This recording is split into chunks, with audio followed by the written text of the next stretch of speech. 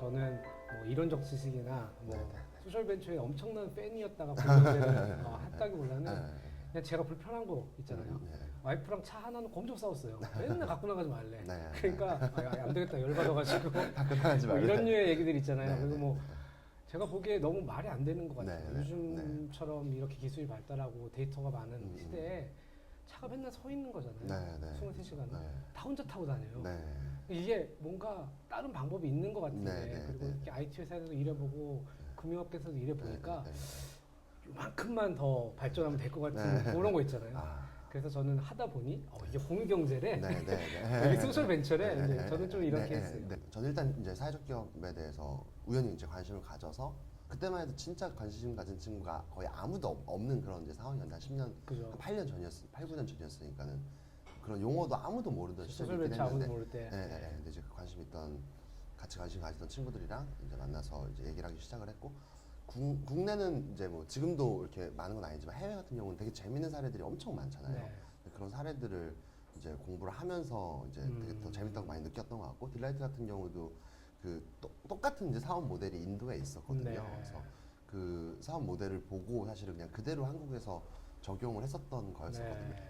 그러다가 어떻게 이제 또 쉐어하우스라는 데로 네, 가신 그래서 이제 처음에 이제 딜라이트를 시작해서 한 3년, 4년 정도를 이제 했었었고, 해서 이제 어느 정도는 이제 안전 궤도에 이제 올라왔었던 것 같아요. 그래서 굳이 이제 제가 꼭 있지 않아도 되는 여러 가지 사업들을 찾다가 그 딜라이트 같은 경우는 타겟이 주로 이제 노인 계층이었는데 좀 이왕이면 이제 우리가 젊으니까 젊은 사람들의 좀 문제를 풀 수 있는 거를 해보자라는 거를 이제 주제로 해서 네. 찾다가 아무래도 그 여러 가지 이제 문제들을 봤는데 주거 문제를 좀 우리가 어떤 식으로든 좀 해결할 수 있으면 이건 굉장히 그 사회적으로 좀 파괴력이 있겠다라고 네. 이제 생각을 해서 이제 네. 사업을 하게 됐습니다. 저랑 거의 비슷하시네요. 예, 예, 연속 창업을 하신 거잖아요. 예. 예, 제가 예. 지금 연속 창업을 다음 주에 또 오픈하거든요. 예. 그러니까 지금 말씀하신 것처럼 하나의 문제에서 또 다른 또 관심이 가시신 건데 네. 저도 차가 1시간밖에 네, 네, 네. 쓰질 않는데 네, 네, 네. 23시간 써 있는 걸 같이 쓰자는 걸 보다 보니 네, 네. 차가 다 혼자 다니는 거예요. 요 혼자 타는 문제 이거 어떻게 풀어볼까? 아, 카풀은 1940년대부터 네, 네. 석유파동 뭐 계속 있었는데 네, 나라에서 네. 장려하고 하는데 안 돼. 네, 네. 뭘까 도대체? 네, 지금 제가 요즘 같은 스마트폰이 나오고 네. 이런 SNS가 발달한 이런 네. 실시간성 네, 네. 바로바로 매칭되는 이런 네, 상황에서는 네, 이제 카풀이 네, 될 것 같다. 네, 이제는 네, 그래서 환경이, 카풀 기반의 라이드 쉐어링을 하겠다라고 해서 네, 네. 플러스라는 새로운 이제 서비스가 나와요. 대단한. 사람들이 뭐라고 안 해요? 네, 네. 또 창업한다니까 막 네. 미친놈이라고 안 해요? 그 힘든 것도 하냐고 그런 얘기 안 해요?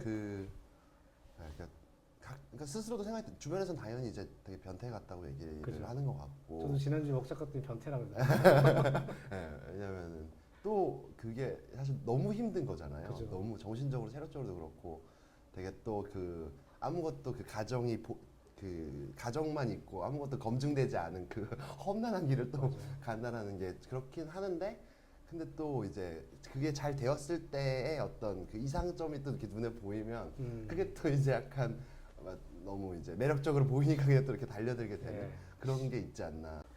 딜라이트를 하셨고 그다음에 우주를 하시니까 훨씬 소셜벤처의 어떻게 보면 선배시니까 그죠?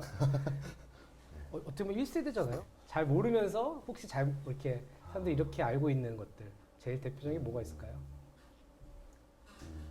약간은 이렇게 굳이 이렇게 이분법적으로 나눌 건 아니지만, 그러니까 저는 이제 비영리에서도 약간 욕을 먹고 또 영리에서는 영리대로 욕을 먹는 것 같아요. 비영리 쪽에서는 왜 돈을 버느냐를 가지고 욕을 먹고 영리 쪽에서는 왜 돈 버는 데 집중해야지 어두운 생각을 하냐라고. 사회적 이제 가치를 자꾸 예, 얘기하는. 예, 예. 그래서 어떻게 보면 그냥 한 10년째 양쪽에서 욕을 먹으면서 하는 그런 약간 입장인 것 같은데 근데 저는 그 경제성을 가져가면서 이제 사회적인 어떤 문제를 해결하는 방식이 뭐 이것만이 절대적으로 어떤 옳다라는 건 아닌데 여러 방법들이 있을 수 있긴 한데 이 방법도 굉장히 좋은 방법이라고 생각을 하고 네. 또 비즈니스적으로 봤을 때에도 이게 굉장히 좋은 어떤 전략이 될 수도 있는 거라고 생각을 하거든요. 네. 그리고 어쨌든 사람들의 문제를 해결해주고 돈을 받는다라는 아주 그냥 비즈니스 기본적인 어떤 명제에도 잘 맞는 거기 때문에 그렇다고 이제 생각을 하는데 네, 저랑 좀 비슷한데 뭐 소셜 벤처다, 그다음에 공유 경제다는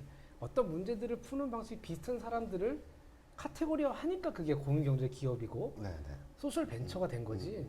그리고 공유경제가 착하니까 이분들이 써주시는 게 아니거든요. 네. 소셜 벤처가 되게 얘네들이 좋은 일 하니까 음. 이걸 써주는 게 아니라 내 문제를 해결해 주니까 네.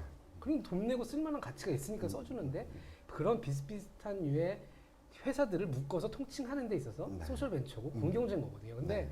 뭔가만 얘기를 하면 공유경제 기업, 공유경제는 이런 개념인데 네. 거기에 얘네들은 이런 걸 하는 거야.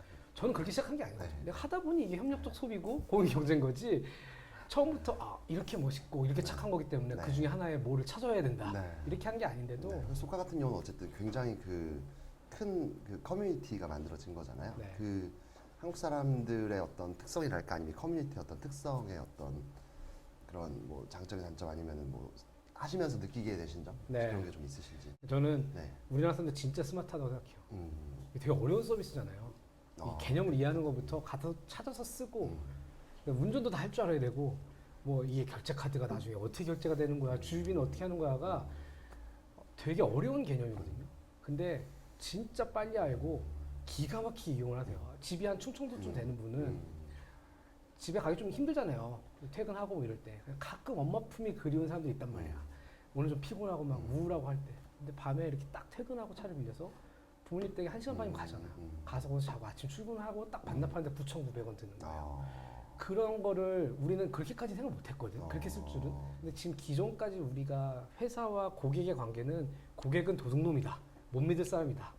처음에 우리가 제주도 할 때 우스갯소리를 했거든. 제주도에서는 갖고 도망가도 내가 2시간에 다 찾는다. 어디 갈 데가 없다. 이랬는데 서울에 와서 지금까지 육지에서 한 번도 도난 사고 난 적이 없어요. 그래서 되게 스마트하고 우리가 생각하는 것보다 훨씬 우리 커뮤니티 멤버들이 수준이 높다. 저는 그런 생각이 들어요.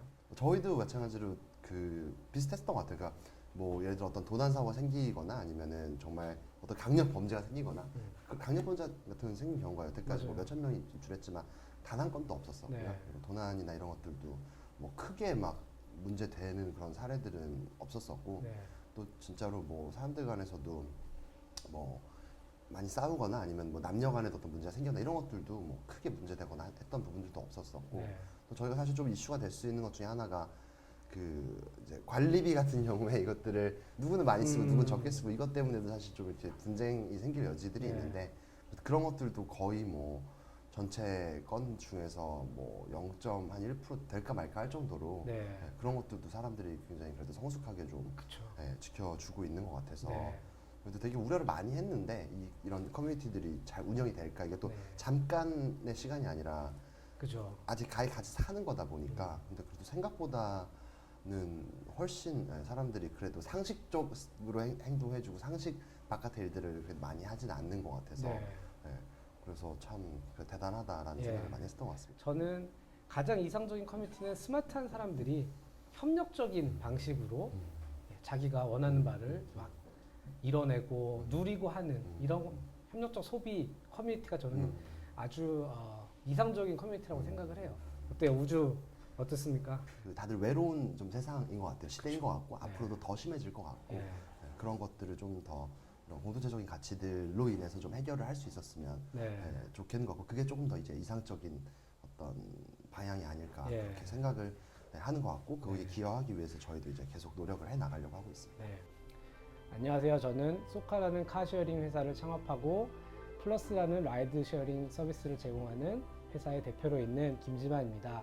5월 22일 SDF에서 더욱 재밌고 유익한 만남을 기대하겠습니다.